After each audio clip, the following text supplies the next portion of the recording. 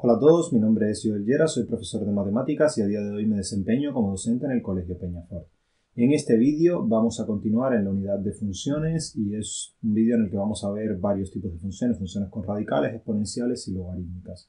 Aunque es un vídeo especialmente dirigido a estudiantes de primero de bachillerato, tal vez pueda ser útil para otras personas.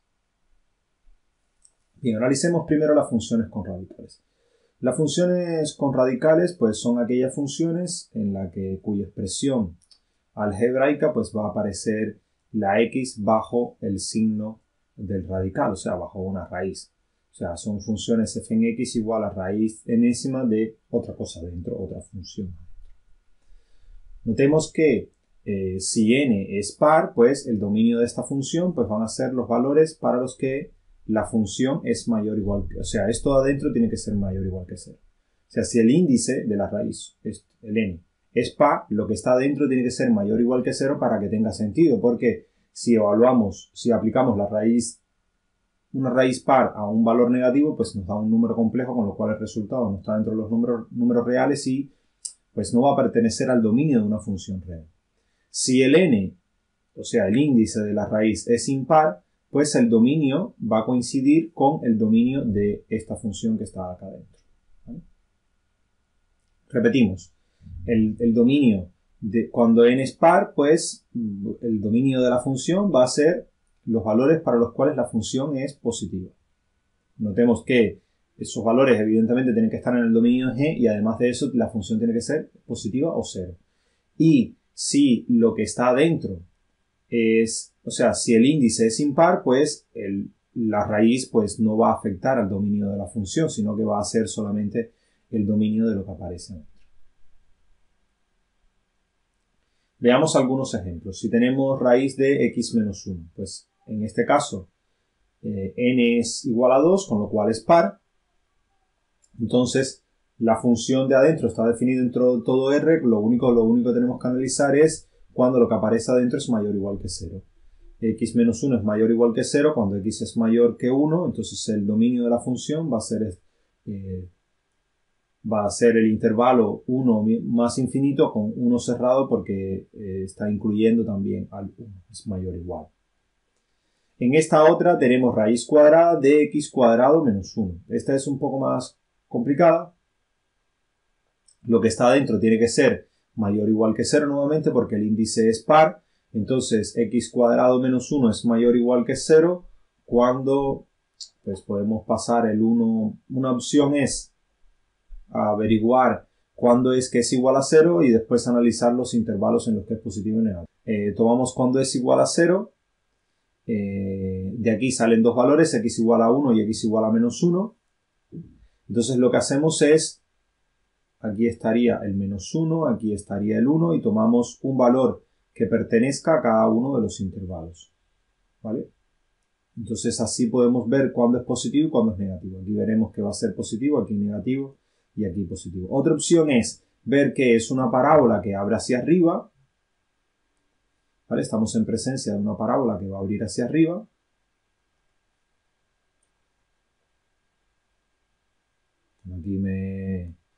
Con lo cual, los valores en los que va a ser positivo va a ser los valores que vayan a ser mayor.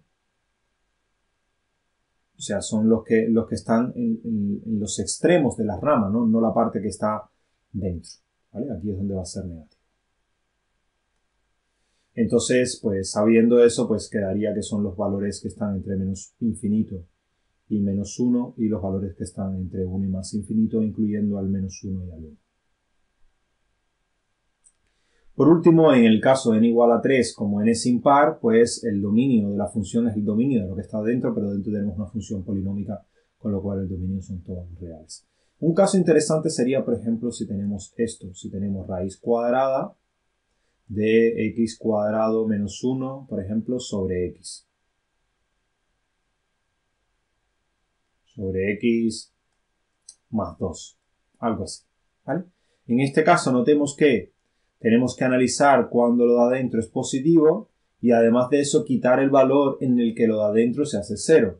O si tenemos raíz cúbica de esto, lo de adentro, o sea, la raíz ya no va a intervenir en nada, no va a crear ningún problema, porque es de índice impar, con lo cual da igual si lo da dentro es positivo o negativo, pero tenemos que sacar de dentro del dominio el valor donde el denominador se anula, que es en x igual a menos 2. Bien, vamos a representar gráficamente estas funciones, la raíz de x y la raíz cúbica de x. Si lo que hacemos es, si el índice es par o impar, es lo primero, para calcular su dominio. Si el índice es par en el primero, va a ser, el dominio va a ser los valores cuando lo da dentro son mayores o iguales que 0, el dominio va a ser de 0 a más infinito, incluyendo el 0. Y en este caso el dominio va a ser todos los reales. Y entonces lo que puedes hacer es hacer una tabla de valores para diferentes valores y trazar la función que pasa por esos valores. Evidentemente los valores tienen que estar dentro del dominio de la función. Entonces en 0, en 1, en 4, 9 y así. O sea, valores a los que les puedas aplicar la raíz, porque si no te van a dar, pues van a ser un poco complicado, como van a ser irracionales los resultados, pues no vas a poder ubicarlos apropiadamente. Entonces los pasas por esos valores y trazas la curva que pasa por todos ellos. Nuevamente, esto es, en mi opinión, es poco. Lo importante es saber, por ejemplo, la estructura que tiene la función raíz, que cuando se va al infinito también la raíz va al infinito, que ya parte de aquí de 0 y que en 0 vale 0. O sea, ese tipo de cosas son las que, en mi opinión, son más importantes, no hacer una tabla de valorcitos, ponerlos todos y trazar la curvita que pasa por ellos. Y por la otra parte tenemos la raíz cúbica, pues lo mismo. Damos valores negativos y positivos. ¿Por qué? Porque ella puede tomar valores en todo el eje real y entonces pues trazamos la curva que pasa por ellos. Bien, vamos a ver la función inversa. La función inversa está muy relacionada con las raíces porque la función inversa de la potencia va a ser, o una idea de la función inversa de la potencia va a ser la raíz.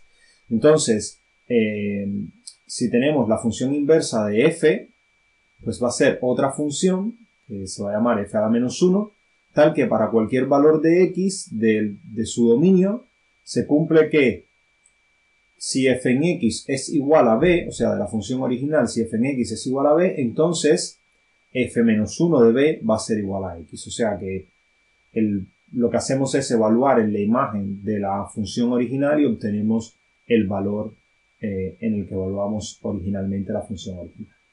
Parece un trabalengua, pero bueno, es relativamente complejo.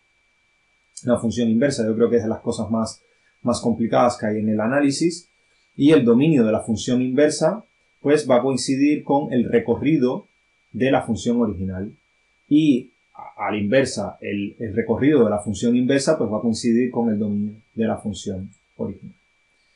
Algo interesante desde el punto de vista gráfico es que si tenemos esta función original en rojo, la inversa va a ser la función que queda al hacer una simetría de la función original con respecto a la recta y igual a x. Esta es la recta y igual a x, este es como si fuera nuestro eje de simetría, y todo lo que esté de un lado del eje de simetría pues se hace el simétrico respecto a ese eje en el otro lado, y obtenemos la gráfica de la función inversa. Y aquí lo que les decía de la relación entre la raíz y x al cuadrado.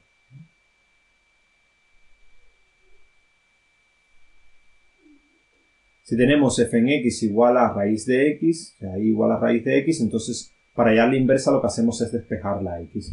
Evaluamos al cuadrado en ambos miembros y obtenemos que x cuadrado es igual a y. O sea, la gráfica de la función pues va a ser x al cuadrado, ¿vale? La inversa de la raíz.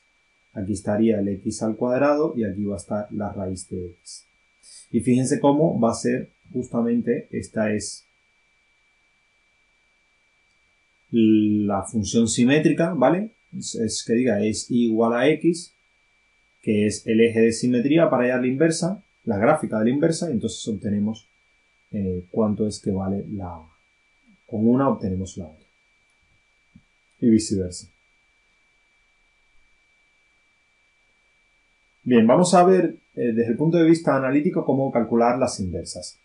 Tenemos f en x igual a 3x más 9 y lo que tenemos que hacer es despejar la x. Entonces, lo que hay que hacer es pasar el 9 restando y el 3 dividiendo. Entonces, si tenemos esta función, x igual a 3y más 9, o sea, aquí cambian la x por la y, pero en realidad no es necesario, ¿vale? Da igual tener una o la otra. Lo que pasa es que normalmente, como estamos acostumbrados a tener la x como variable independiente y la y como variable dependiente, pues yo entiendo que hagan eso para facilitarnos el trabajo. Si se sienten más cómodos haciéndolo, lo hacen. Cambiamos la X, intercambiamos la X y la Y, lo que hacemos es despejar la Y. Entonces pasamos el 9 restando y el 3 dividiendo y obtenemos que la función va a ser esta. X menos 9 sobre 3. O sea, esto lo podemos escribir como 1/3 de X menos 3, entonces la función inversa, pues esta también puede ser, es la misma expresión, ¿vale? Esta expresión y esta son equivalentes, así que cualquiera de las dos las podemos tener. Por otra parte, en esta otra función, X sobre 3, aquí fíjense que es simplemente intercambiar una con la otra. Si nosotros llamamos X, intercambiamos la X con la Y y después despejamos la Y, pues obtenemos exactamente la misma función. ¿Vale? ¿Por qué sucede esto? Porque estas funciones, estas que son las de proporcionalidad inversa, ¿cómo van a ser ellas? Ellas tienen esta forma. ¿Vale? Entonces, ellas van a ser, por definición, por sí mismas, van a ser simétricas respecto a la recta y igual a X, con lo cual, cuando tú aplicas la inversa, lo que obtienes es justamente la misma función. Lo mismo cuando son así, cuando son de este tipo. ¿Vale? Cuando están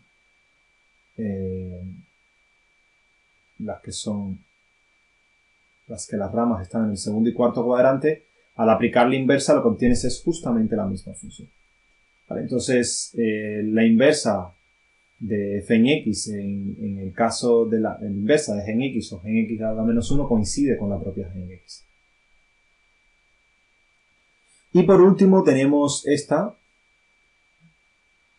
raíz cuadrada de x más 2. Aquí cambiamos la y por la x y despejamos la y. Sería elevar al cuadrado en ambos miembros, nos queda x cuadrado igual a y más 2x y lo que queda es y igual a x cuadrado menos 2. Entonces la inversa va a ser x cuadrado menos 2. Bien, vamos a ver las funciones exponenciales. Las funciones exponenciales son del tipo f en x igual a la x, donde a es un número real positivo, a mayor que 0. Además, y a es distinto de 1. ¿Por qué? Porque si tienes 1 a la x, eso es igual a 1, ¿vale? Con lo cual ese no tiene mucho sentido. Entonces el a tiene que ser distinto de 1 y el a es mayor que 0, estrictamente mayor que 0. Cuando el a es mayor que 1, la curva tiene esta forma y ya va a ir creciendo, y cuando el a es menor que 1 tiene esta otra forma, va a ir decreciendo. En general su dominio van a ser todos los reales y su imagen siempre van a ser los valores mayores que 0. Piensa que ella se va a pegar al 0 tanto como uno quiera, pero después se va a ir al infinito. Y aquí lo mismo, se va a pegar a 0 tanto como uno quiera, pero por acá se va a ir a infinito. Con lo cual, la imagen es esta, de 0 a más infinito. Siempre va a suceder algo. A en 0 va a valer 1 independientemente del valor de a. Entonces ella siempre va a pasar por este punto, por el 0, 1. O sea, el lugar en el que corta el eje de la Y. Y por otra parte, a en 1 va a valer a. O sea, que también va a pasar por el punto 1a. O sea, en 1, y supongamos que está el 1, ¿vale? Aquí va a valer a y aquí va a valer a. Notemos cómo cuando a es menor que 1, este valor va a quedar por debajo del 1, y cuando a es mayor que 1, pues este valor pues va a quedar por encima del 1. ¿Vale? Entonces, esta es una forma de comprobar si estamos en presencia de una función de, digamos, exponenciales o no. O sea, estas dos cosas tienen que cumplirse. Es una condición, no es la única, pero bueno, es una condición. De que en 0 tiene que valer 1 y que en a tiene que valer, y que en 1 tiene que valer a. La otra cosa es que si a es mayor que 1, la función es creciente. Lo vimos aquí en rojo. Si a es menor que 1, la función es decreciente. ¿Vale? Y bueno, para dibujarla, pues el mismo procedimiento. Esencialmente el procedimiento es igual en todos. Pues la idea es, ya sabemos qué pasa por el 0, 1 y el 1a, con lo cual esos dos puntos podemos dibujarlos. ¿Vale? Si sabemos cuánto es que vale el a. Y ya después se pueden tomar algunos valores, construir una gráfica con ellas y trazar la curva que pasa por ellos. Pero esencialmente lo importante es que sepan la estructura que tiene la gráfica de la función exponencial. Que si a es mayor que 0 pasa, o sea, es creciente, que cuando nos vamos a menos infinito se pega tanto al eje x como querramos, que después crece muy rápidamente yéndose a infinito, que si A es menor que 1 baja desde infinito, pasa corta el eje Y en el punto 1 y después se va pegando a 0 tanto como uno quiere. Ese tipo de aspectos son los que son importantes dominar ahora de momento. Bien, vamos a ver ahora las funciones logarítmicas. Las más sencillas pues van a ser del tipo f en x igual al log de a de x, donde a es el elemento, o la base por así decirlo. Notemos que el a va a ser un número real, que va a ser positivo, o sea, el a es mayor que 0 y también va a ser distinto de 1. ¿Vale? Entonces, fíjense que el logaritmo de a de x es la función inversa de a a la x, ¿vale? Con lo cual su gráfica pues va a tener esta forma, se va a poder hacer, ¿no? Si esta es la recta igual a x, pues la gráfica de a la x va a ser simétrica respecto a la recta igual a x con la gráfica del logaritmo de a de x en base a. Es este de acá. Pues el dominio de la función, pues ahora sí no van a ser todos los reales, sino que van a ser solamente los valores mayores que 0. ¿Por qué? Porque el logaritmo no está definido ni para 0 ni para números negativos. Su imagen sí va a ser todos los reales. Notemos que justamente lo que habíamos comentado anteriormente, ¿no? Que la imagen, el dominio de la función va a ser la imagen de la inversa. El dominio de a a la x será todos los reales, pues ahora va a ser la imagen del logaritmo, y la imagen de a a la x, que van a ser los mayores que 0, va a ser justamente el dominio del donde está definido el logaritmo. Entonces el logaritmo de a, o sea, el logaritmo en base a de 1 es igual a 0, con lo cual la recta siempre va a pasar por la función logarítmica siempre va a pasar por el punto 1, 0. Notemos que la otra pasaba en el 0, 1, el simétrico respecto a la recta igual a x es justamente el 1, 0. Y algo importante es que en a va a valer 1, o sea, anteriormente con la exponencial teníamos que pasar por el 1a, el simétrico respecto al igual x del 1a, pues va a ser el a1. Entonces, aquí supongamos que aquí el a va a ir variando, el 1 va a ser este valor, ¿vale? Cuando a es menor que 1, fíjense que corta a la recta y igual a 1 antes de 1, cuando a es mayor que 1, pues la función va a cortar la recta después de 1. ¿Vale? Entonces este valor va a ir variando en dependencia de cuánto valga a.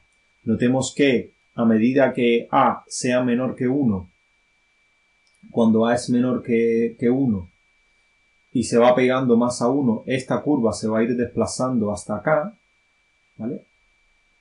Y se va a hacer cada vez más distendida, aquí va a ir más lento, ¿vale? Y cuando a va siendo cada vez más pequeñito, se va a desplazar hacia acá.